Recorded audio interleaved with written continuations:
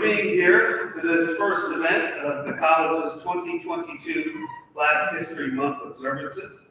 Delighted to have you here on this cool evening.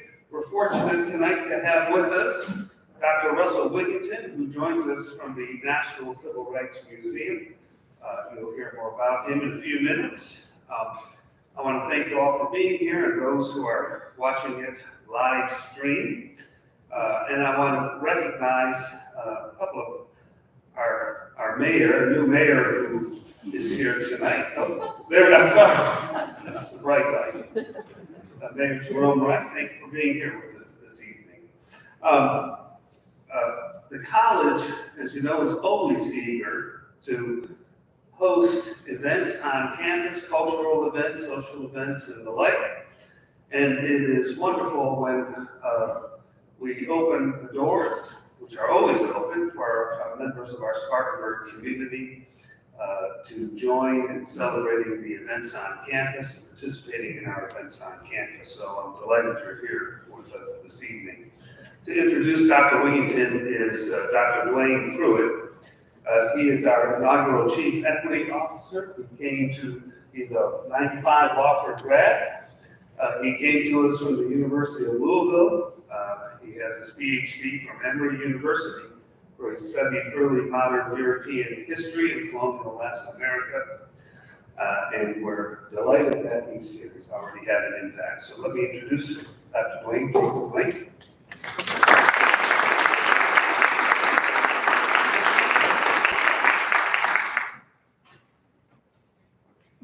Thank you, President Sam Hatch. On February 7, 1926, Dr. Carter G. Woodson established Negro History Week. Dr. Woodson, the second African-American to earn a PhD from Harvard University and the future Dean of Howard University's College of Arts and Sciences, chose February for this commemoration because many African-American communities were already honoring Abraham Lincoln and Frederick Douglass on their birthdays, each of which fell in February. From its inception, then, what we know as Black History Month has been defined by its emphasis on memory. For Woodson, this did not mean crafting a separate historical narrative for the Black experience. Instead, Dr. Woodson sought scholarly engagement with Black people in history, to use his words. In other words, that Black people should be integrated into an inclusive historical narrative. Such an approach advanced the then radical notion that we should be interested in the preservation and sharing of Black memories and Black lives, based on the ironic notion then that Black lives lived were important because Black lives mattered. Continuing Dr. Woodson's footsteps, our speaker tonight has the awesome responsibility of guaranteeing that some of the most significant stories and memories of the African American historical experience are recorded and shared with posterity. Dr. Russell Wigginton serves as the president of the National Civil Rights Museum. He assumed this role on August 1st of 2021 and brings to it a vast experience in education, fundraising, operations, and community engagement. Immediately prior to assuming the National Civil Rights Museum's presidency, Dr. Wigginton served as the Chief Post-Secondary Impact Officer for SCORE, the Tennessee State Collaborative on Reforming Education, from 2019 to 2021, where he led the organization's work for post-secondary access, retention, and completion. Before joining SCORE, Dr. Wigginton served in several capacities at his undergraduate alma mater of Rhodes College, after receiving his PhD in history from the University of Illinois at Urbana-Champaign. He taught at Rhodes College's Department of History for 8 years, specializing in African American and community history. During his full-time instructional career, he published The Strange Career of the Black Athlete, African Americans in Sports, as well as articles and essays on African American social and labor history. From 2016 to 2017, Dr. Wigginton served as Vice President for External Programs and Vice President for College Relations at Rhodes, where he helped to establish and implement institutional strategy for the college's engagement in Memphis and beyond, overseeing Rhodes grants, foundations, and government relations, alumni relations, communications, career services, and continuing education departments. In his final role at Rhodes, he served as Vice President for Student Life and Dean of Students, from 2017 to 2019, overseeing the college's co-curricular experience for students. Russ is an active and dedicated Memphian who has served on numerous civic boards, including the National Civil Rights Museum, Memphis Zoo, Big Brothers Big Sisters, Facing History and Ourselves, Ballet Memphis, Arts Memphis, the Urban Art Commission, St. George's Independent Schools, the Promise Academy, and the KIP Schools Knowledge is Power program. Immediately after Dr. Wigginton finishes remarks tonight, we will open the floor for questions. The microphones here will be live. If you have a question, please feel free to come to the microphone. If you're unable to walk to the microphone, please signal me, and I'll be happy to bring a microphone to you. That said, please join me in welcoming Dr. Russell Wigginton as our keynote speaker for our first event of Black History Month.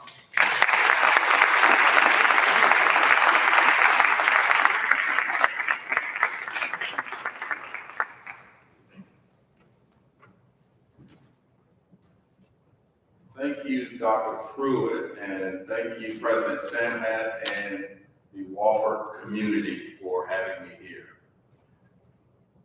As a student-centered place, I find that I want to shine the light on one of your alums, because it's all about the students when you're at wonderful, dynamic communities like Wofford.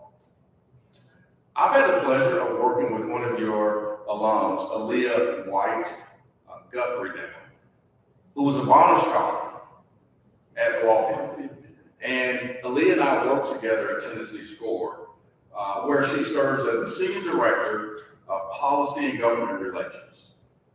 And she talked so passionately about her experience, how transformative it was, how your fine chaplain helped inspire her and give her support as she was making her way through this outstanding institution. I just want to remind you all, but sometimes we forget that this is a special place. It cares for you, it supports you, it challenges you, it pushes you. Be good to it, students, while you're here and when you graduate. Most of my comments tonight, I'm certainly talking about the museum and talking to everyone. But when you spend as much time on the college campus as I have, and when you think about the future of this country, you're always aiming your remarks to students. So I'm talking to you students. And I used to be a dean of students, so in my dean of students voice. I have the tremendous honor of walking on the courtyard every day and looking up at room 306, where there is a wreath. The spot where Dr. Martin Luther King Jr. was assassinated on April 4th, 1968. Every day, I think about the importance of that man, his legacy, those who he supported, those who supported him, and the responsibility that we have as a museum to make sure that his life was not lost in vain, and those of so many others. Now that might sound like a heavy responsibility, but I have to tell you, it inspires me every day. I have work to do. The National Civil Rights Museum has work to do. Our country has work to do. Let me share with you some things about the museum, and I certainly want to leave plenty of time for conversation. I'd love to answer some questions. The mission statement of the National Civil Rights Museum is to honor and preserve the legacy of Dr. Martin Luther King Jr. We chronicle the American Civil Rights Movement and tell the ongoing struggle for human rights. We educate and serve as a catalyst to inspire action and create positive change. That's our mission. As I mentioned, Dr. King was killed in 1968. It took 23 years after he was assassinated before the National Civil Rights Museum was established. We just celebrated our 30-year anniversary in 2021. Why did it take so long, you might ask? Why did it take so long for Memphis and perhaps our country to come to terms that the man who stood for peace, love, and nonviolence was killed violently just outside his hotel room 306? One could argue it was shame, anger, frustration, or perhaps a desire to just move on, thinking that the shot heard around the world would stop ringing in our collective ears. But the ring would not stop. 54 years later, it still hasn't stopped. Sometimes it may appear that the sound is fading, but it has always come back. And the volume of the blast, you could argue right now, is as loud as it's ever been. When there's an attack on civil and human rights in this country because of people's color, the color of skin of its people, their physical condition, their sexual orientation, who or what they worship, or because of their lack of economic resources, that shot rings or should ring in our ears. Thinking about these issues on a daily basis are what fuel me and the passionate staff I work with at the National Civil Rights Museum. We know our purpose is to provide a glimpse into the reality of the history of our country and its relationship to civil and human rights, and make that relationship relevant today.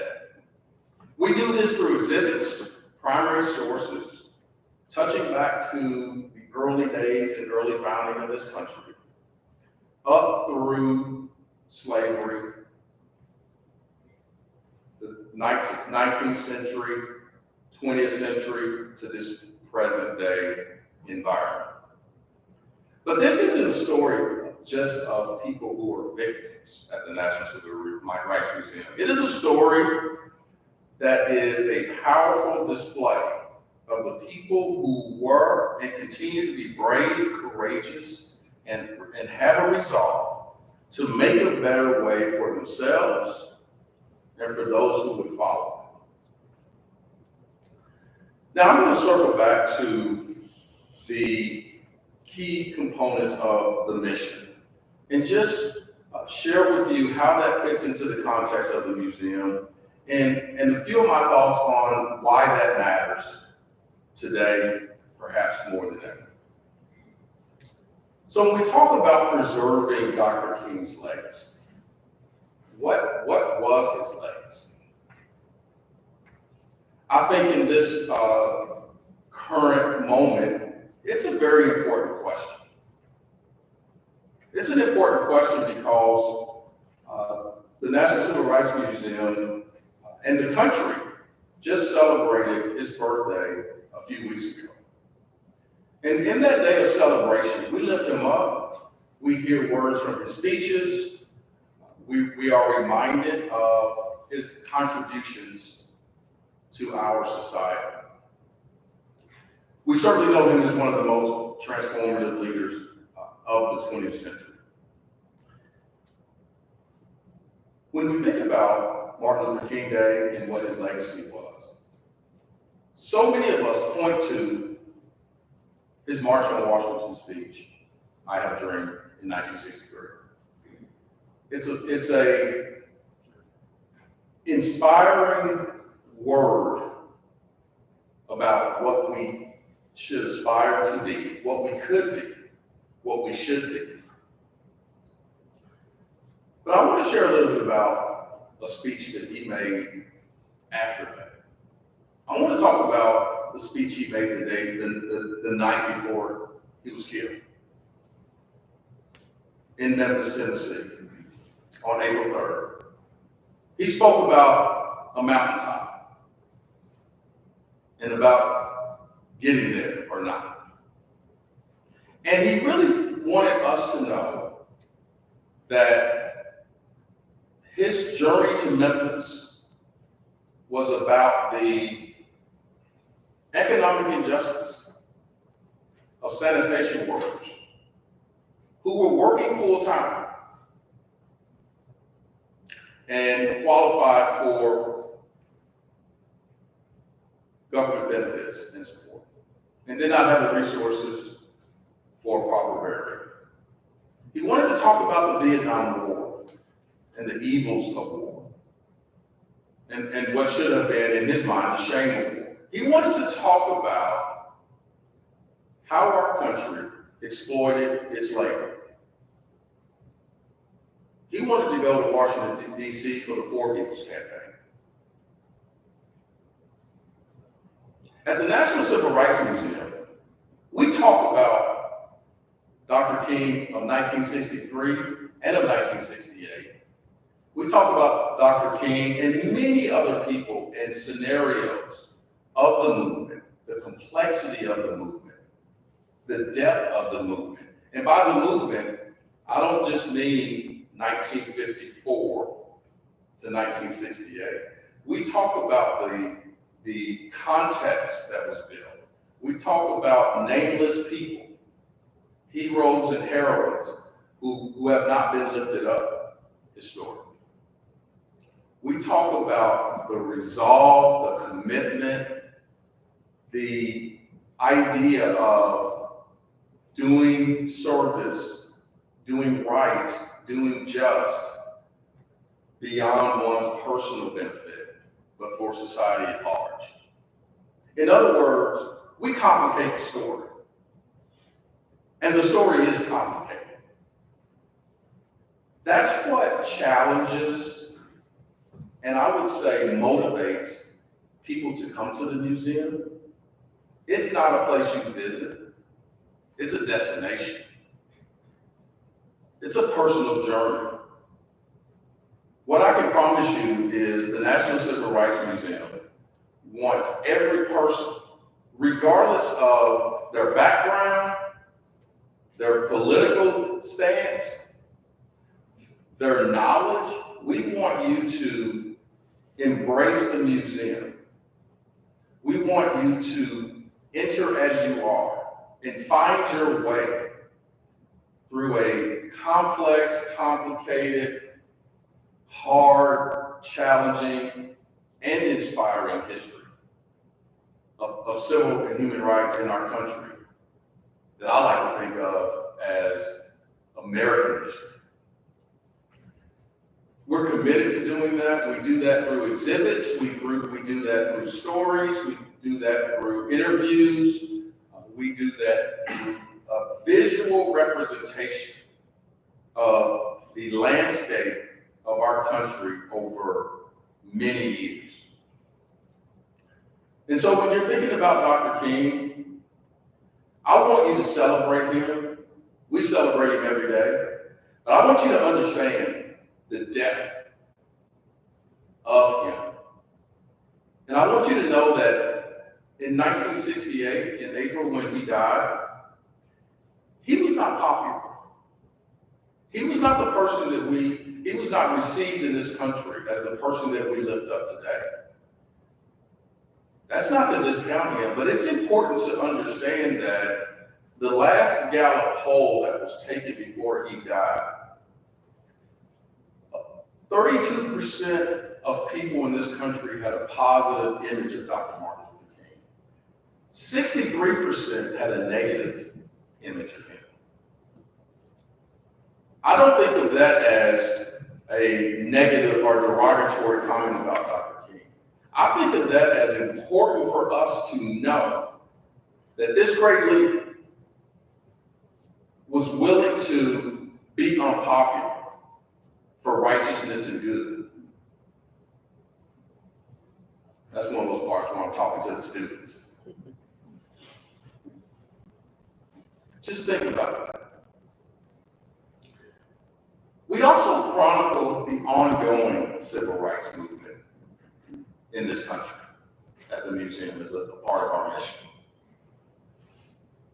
That is, I think that's the place that could be and should be the most intriguing for our young people and students today. Because that is a lens in which you can see yourself. We have numerous examples of stories of college students of yesteryear taking on the establishment, challenging the status quo, strategizing about how to make a difference, thinking about something bigger than themselves, recognizing that even if things don't change overnight, if your work is principled, it's worth sticking to. It's worth plugging away. It's worth taking one step back now to maybe take 2 steps forward. It's worth the sacrifice. And so the National Civil Rights Museum has a particular emphasis on helping people with a particular interest on young people find themselves in the museum. Find people in events that can inspire you and motivate you and help you be your best self. And so I would encourage you all to think about that, students, when you are determining and deciding what issues are worth sacrificing for that you face today and tomorrow. We also educate and inspire for positive change. I think we do this through several lenses, but one of the things I'm proud, the museum is proud to have done since its founding is we lift up Freedom Award recipients every year. And I'm just going to name some of the people we've honored in that 30 years, both national and international, just to give you a sense of the kind of people who were touched by Dr. King and honored to receive a Freedom Award. Some of these folks, many of these folks, we've lost even in the last year. Colin Powell, Nelson Mandela, the Dalai Lama, Reverend Ed King, Rosa Parks, Bernice King, Brian Stevenson, Bill Russell, and last year, we lifted up former First Lady Michelle Obama, and this young lady by the name of Darnella Frazier. We had a special recognition for her as a young person. The courage, the timeliness to help our country witness a moment that most of us will never forget. A tough moment, a challenging moment, but a moment at the National Civil Rights Museum we want to recognize, and what can we learn from it? How can we use that moment to become better as a society? I think the work that we have to do in this country requires a place like the National Civil Rights Museum to serve as a resource, a really important resource. So I'm very excited about the opportunity for the museum to lift up its voice in a couple of very exciting areas that I'll share briefly. The first is through education. The National Civil Rights Museum, first and foremost, is a place for education. We have an outstanding curriculum. We teach and learn across the K through college platform, and certainly for adults. We have an opportunity to lift our voice in a national way by sharing more of our collection and making it accessible to to broader society. So I'm hopeful, optimistic, and dare I say, committed to making sure the National Civil Rights Museum creates a curriculum on civil rights through the lens of the primary sources and validity that we can provide about civil rights in this country. And I would say at a time when we are challenged by how that works, we are poised to be a voice in that conversation that hopefully moves it forward and moves us all forward along the way. We also want to lift up and recognize the importance of arts and culture that come from the movement. That is an understudied area that we feel like the role of how art and the arts inspire us today and bring people together and galvanize people. We think shining the light on the movement, the civil rights movement, for arts and cultural dimensions provides a unique lens and glimpse into pulling people who may not otherwise have a point of connection together. And we hope to do that on a national level. And we also want to focus on economic empowerment and what that can mean for communities and across society, regardless of one's race or geography or any other points of difference that we tend to recognize. Because Dr. King was on his way to the Poor People's Campaign in 1968. And we must recognize that economic justice, opportunity, possibility, hope is part of the fuel that we need to reach our full potential as a country. One area that I want to at least mention is a challenge. It's a challenge to today's college student. I challenge you to identify somebody from the civil rights era who inspires you. Somebody who demonstrated active courage or active commitment or active resolve, who you want to model. And I challenge you to share that with some of your friends and ask them to do the same. Because ultimately, and sooner than you might think, you are going to be in charge. Our political leaders, our business leaders, our culture setters, our civic leaders, it's you. And I want you to be ready. Go to the National Civil Rights Museum, either virtually or in person, and I promise you, you will find yourself. And when you do, let me know in advance so I can greet you at the front door. Thank you very much.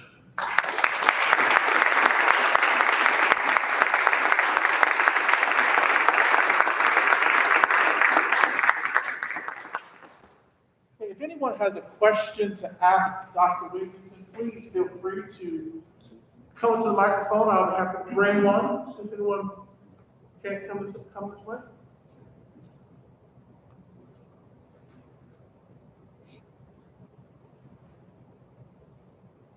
Well, I will ask the first question. For someone who's not visited the museum, what would you say is the most compelling part of your collection?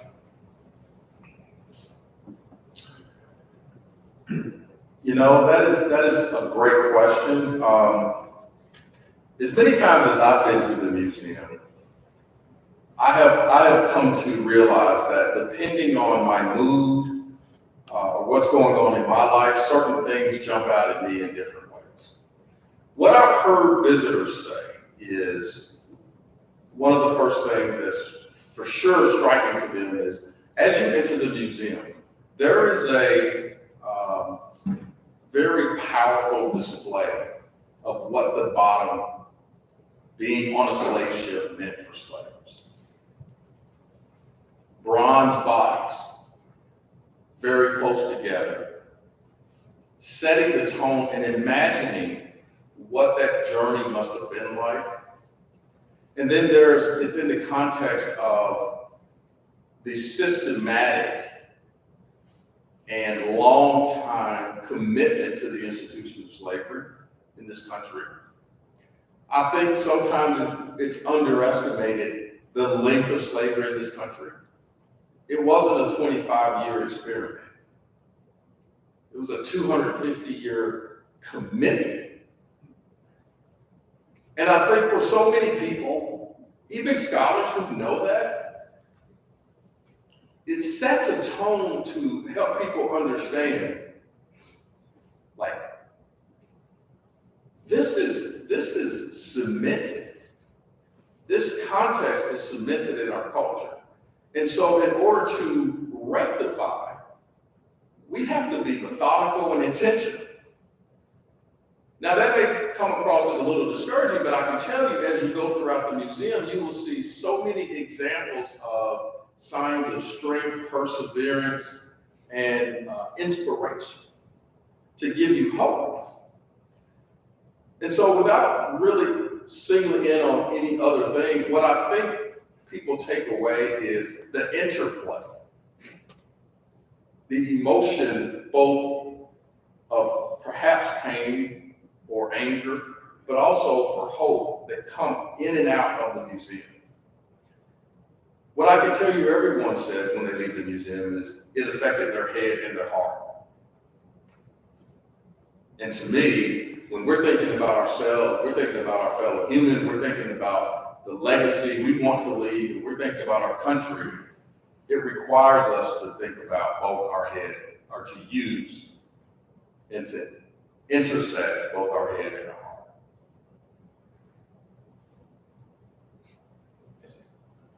heart. You mentioned about being part of a national conversation. Yes. So specifically in relation to the Civil Rights Museum, but a more general question about museums. How do they engage in that conversation? Is it, and so what is their role in cultural or political change? Is it by providing the artifacts and the stories within the building, the structure, the educational programs? Is it going outside and engaging in a very specific kind of conversation about, in this case, civil rights? Sure. You know, is that a responsibility of museums, a developing responsibility of museums and how they see themselves? Yeah, that's a great question. And it is a fundamental responsibility at the National Civil Rights Museum. And I would argue that in general, the museums who are going to be vibrant, who are vibrant now and are going to remain vibrant, they are figuring out or have figured out that they must meet people where they are and be the aggressor, if you will, in reaching an audience and find their way to have relevance. There are always going to be people who have an appreciation of yesteryear, but there are not enough of those to that you can passively sit back and wait for them to show up. You have to find where you are distinctive, where you can add value, and where you have a particular expertise. And I believe you have to assert yourself into certain spaces. And at the National Civil Rights Museum, grounded in the legacy of Dr. King, That's not hard for us to find. My job really is to make sure that we're targeted in the areas where we can do that at our very best. But I think it's essential that we reach out and we're a place of legitimacy.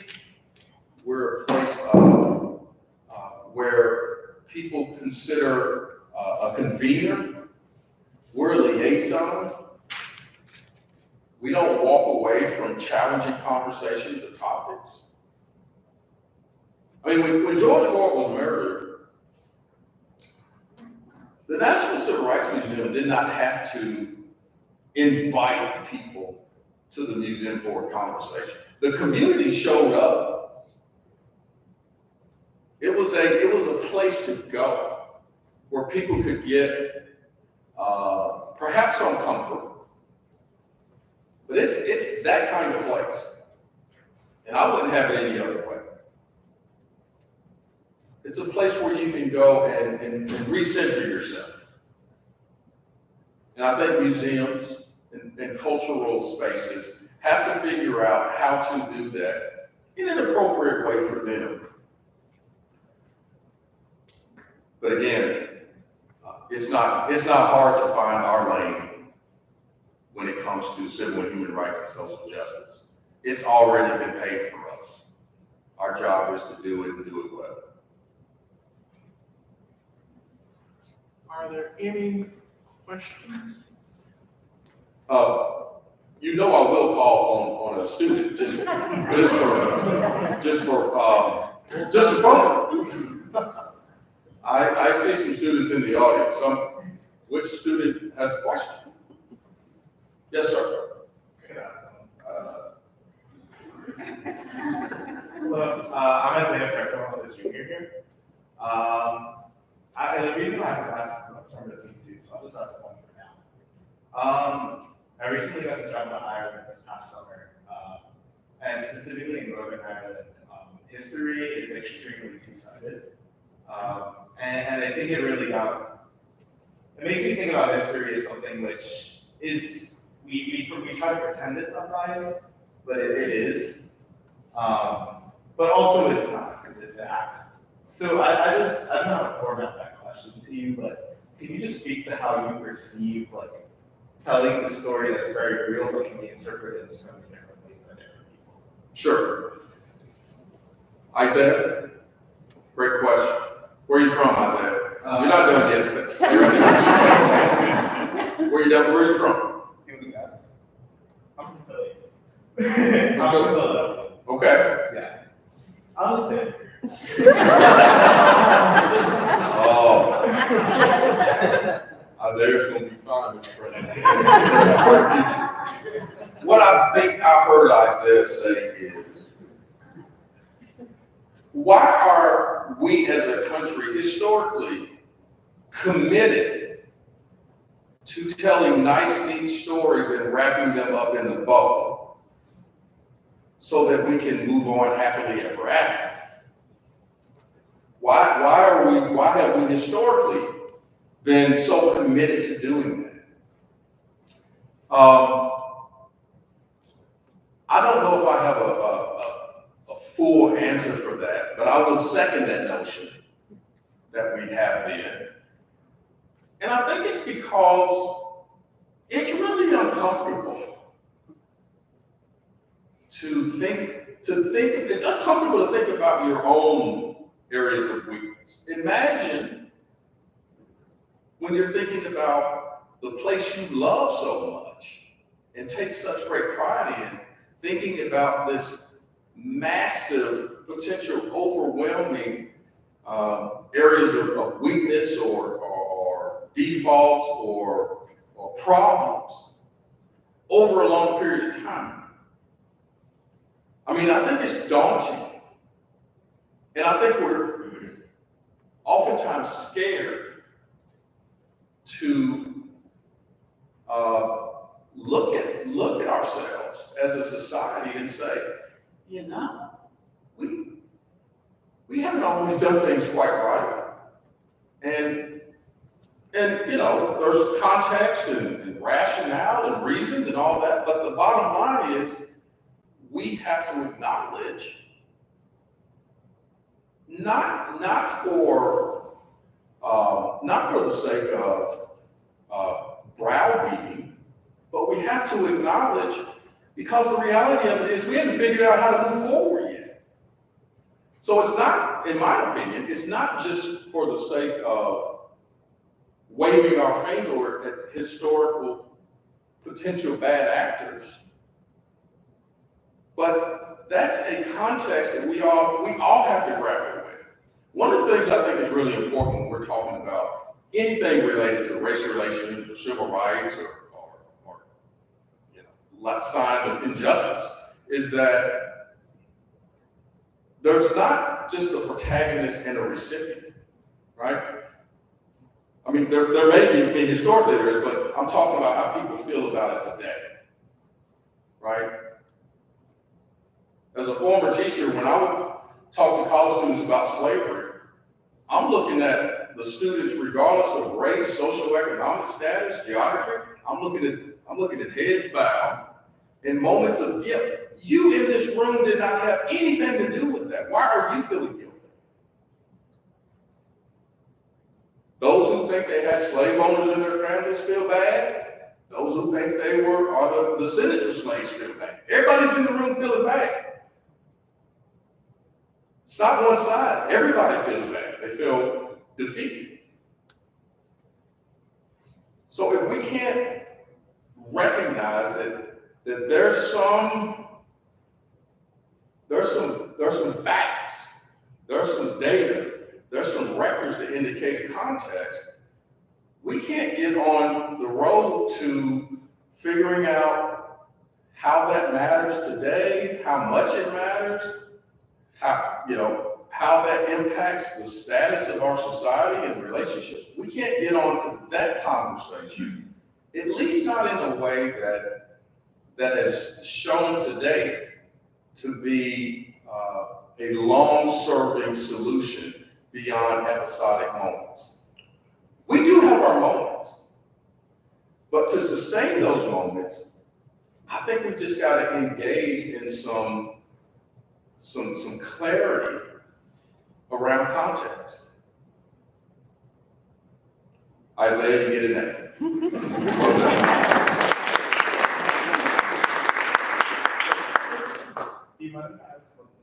See, overachiever. Thank you for your kind words. But so you work very hard, it seems, and you work in a lot of different things. And I just wonder, do you ever have moments where you feel like you're ready to be finished or to take a break? And if you do have those moments of just feeling like low energy or tired, how do you get yourself reinvigorated to keep fighting? Okay, you got to see now.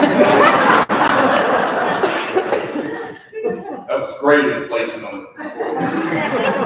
Well, spoken like a thoughtful Walford student. I appreciate that question. This may sound corny, but it's the truth.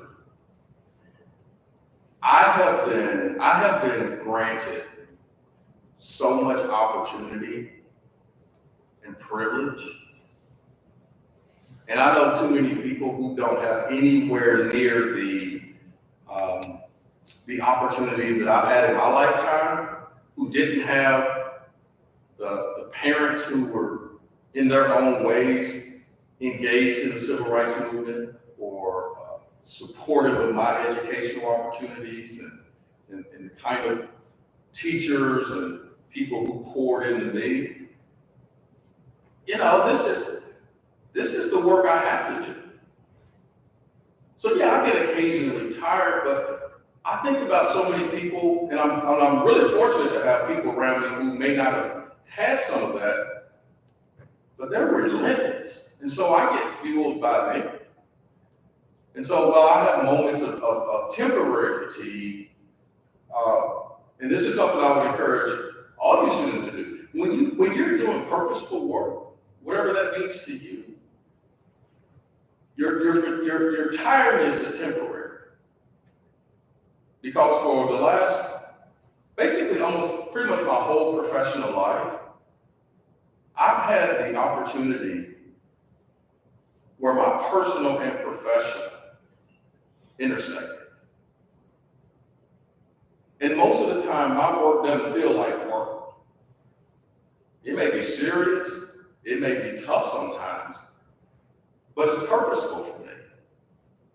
And so my fatigue is short-lived. I think I would encourage you all to try to find what that means for you, because when your work doesn't always feel like work, it is a privilege, because that's not how too many people have it.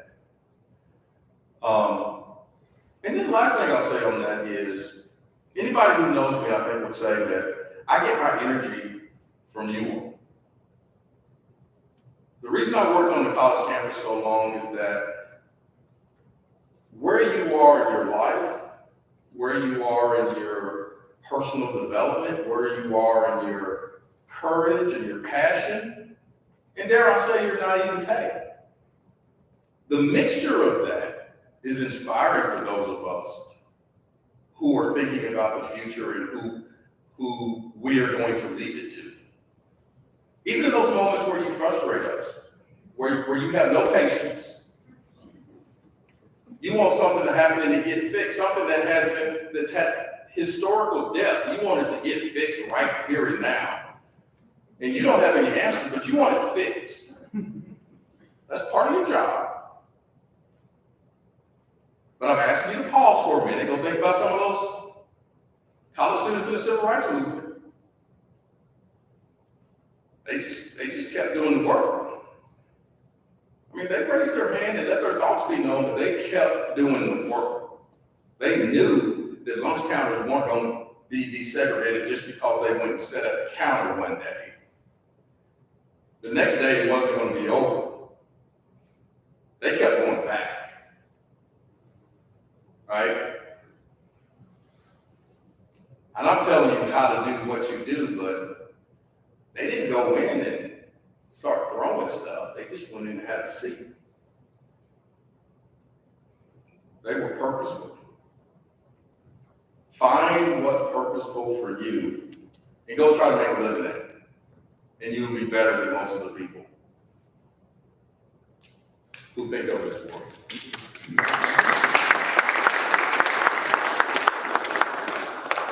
So there was a question raised about the national conversation, and some of us who do this work talk about the importance of changing the narrative.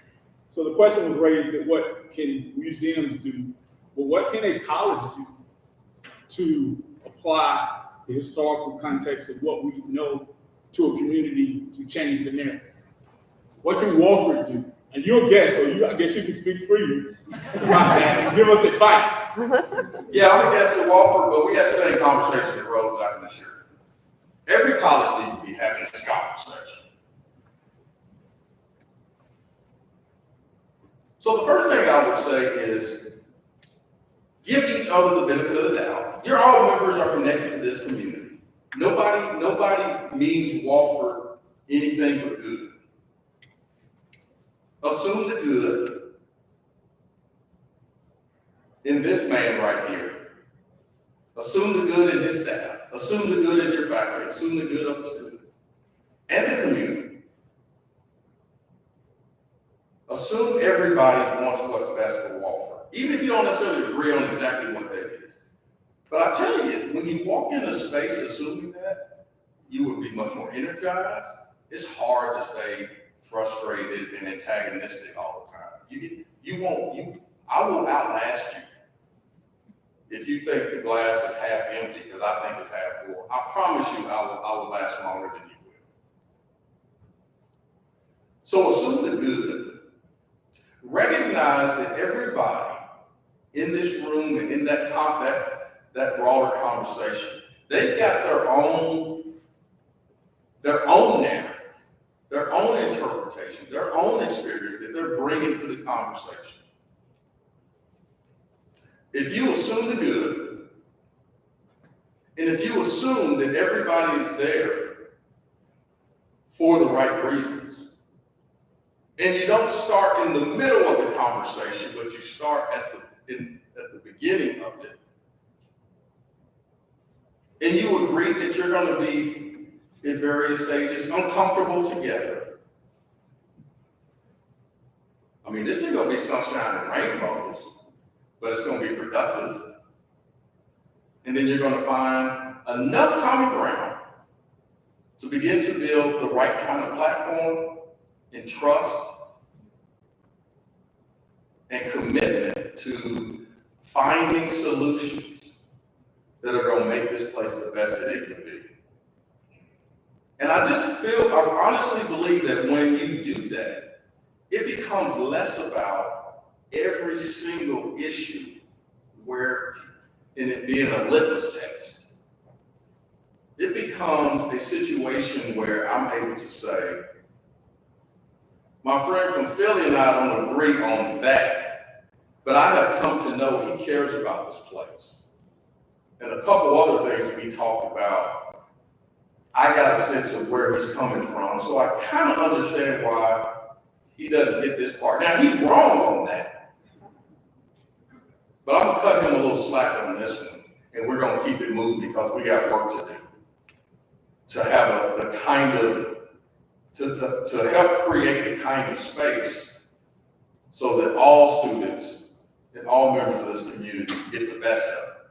Point of clarity, I don't work for Wofford, I work for the city. I'm more or less talking about the community, how Wofford can lead the narrative in the community around our challenge in the book. Sure.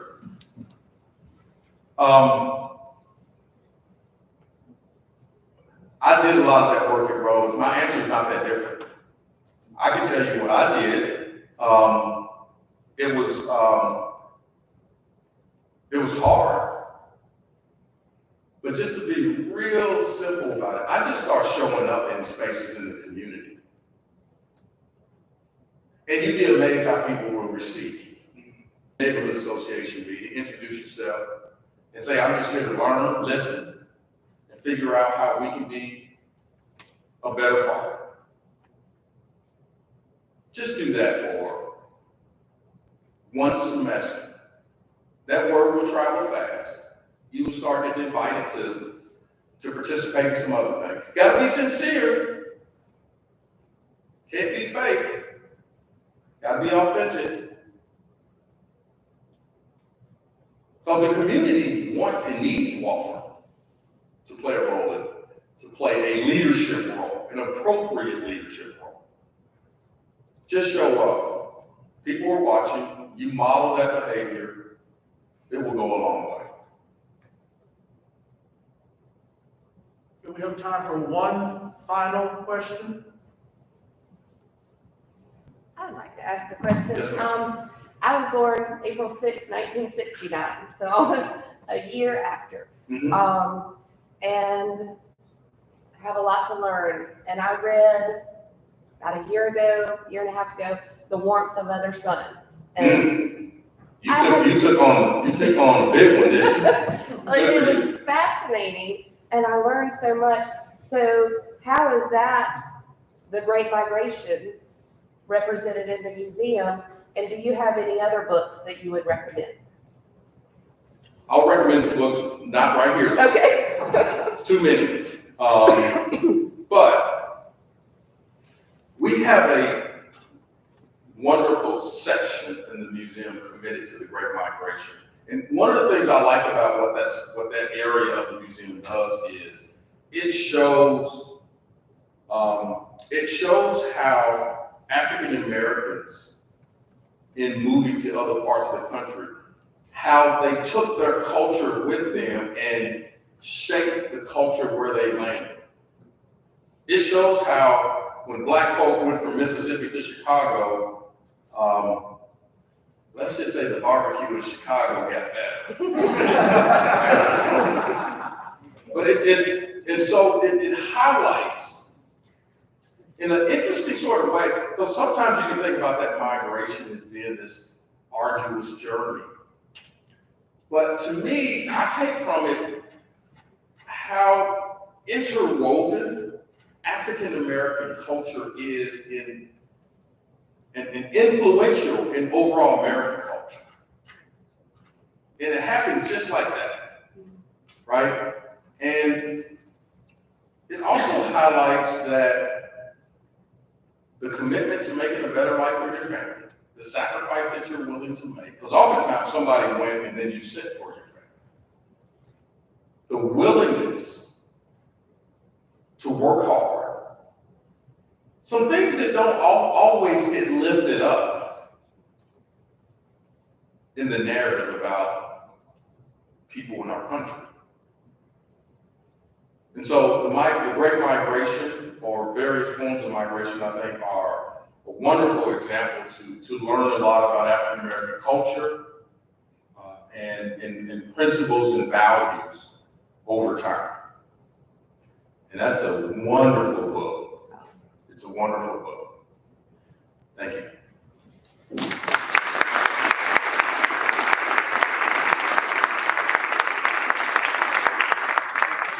Thank you all for coming. Thank you to those of you who are listening in online. This includes our first of several events for African for Black History Month. Please consult Wofford College's website for more information about our programming. All of our programs are free and open to the public, and we look forward to seeing you. But before I close, I would like to offer special thanks to the following people who helped someone who's only been here for 5 months actually pull this off. We'll start with Amanda Gilman in the Office of the President. I should learn the schedule. Let's be able to schedule like her when I grow up. Carol Kelly, who's Dr. Wigginton's executive assistant.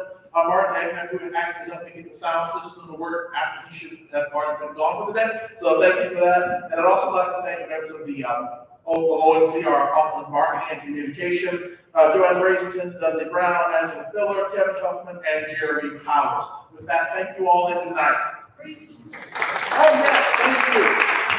I also need Dean Hurley to be my mentor, which I appreciate. We have free t-shirts in the back of our King Day observance. If you'd like one of our Martin Luther King Day t-shirts, please find your size and take one with you with our compliments. Again, thank you all very much.